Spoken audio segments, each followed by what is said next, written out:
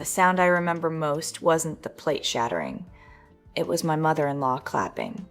She stood in the middle of my dining room, smiling as if she'd just witnessed a standing ovation instead of the dinner I'd spent 2 days preparing crashing onto the hardwood floor.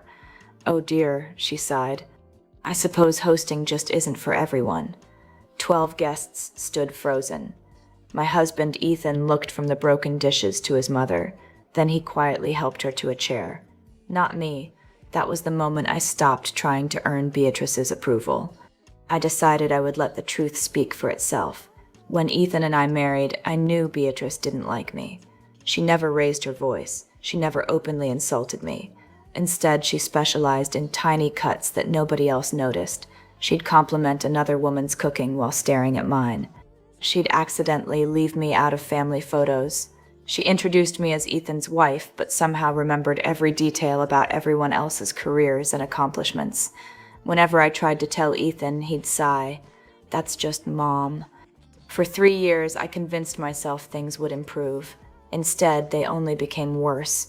Every family gathering ended with me apologizing for something I hadn't done.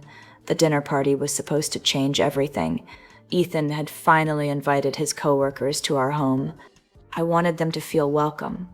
I cooked every dish myself. Hours before everyone arrived, Beatrice insisted on helping. I should have known better. While I answered the front door for an early delivery, she carried the serving platter into the dining room. A minute later, I heard the crash. The entire meal lay scattered across the floor.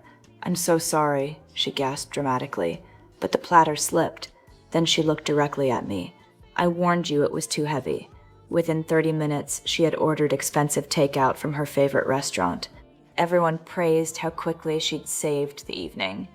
No one noticed she was the reason it needed saving, except me. That night I couldn't sleep. Not because I was angry, because I finally realized something. Every embarrassing moment over the past 3 years had one thing in common. Beatrice had always been nearby. Coincidence? Maybe. A pattern? Definitely. Instead of arguing, I started paying attention. Over the next several weeks, I kept a notebook. Every family gathering, every holiday, every strange misunderstanding, every comment, every interruption, every conveniently timed accident. The pattern became impossible to ignore. Beatrice never attacked directly. She simply created situations where everyone else reached the conclusion she wanted. It was manipulation disguised as kindness. Once I saw it, I couldn't unsee it. Then Ethan's cousin announced a huge family anniversary celebration. More than 50 relatives would attend. Beatrice immediately volunteered to organize everything. Of course she did. She loved an audience. A week before the event, she called me. "I suppose you can handle desserts," she said. "It'll keep you occupied." Her confidence gave me an idea. I accepted cheerfully. Instead of trying to impress her, I focused on being prepared. I labeled every dessert, photographed each one before leaving home, saved every recipe, recorded the arrival time, even asked Ethan to help carry everything inside. He looked surprised. "You're documenting desserts?" I smiled. "Just humor me." The celebration began beautifully. Then, right on schedule, Beatrice announced that several desserts looked homemade in the wrong way. Guests laughed politely. I stayed quiet. Minutes later, she carried one of my cakes toward the buffet. Suddenly, it slipped from her hands. Again, cream splattered across the floor. "Oh no," she exclaimed. "I've ruined another one." People turned toward me with sympathetic smiles. Then something unexpected happened. Ethan frowned. Instead of comforting his mother, he asked, "Didn't this happen at our house too?"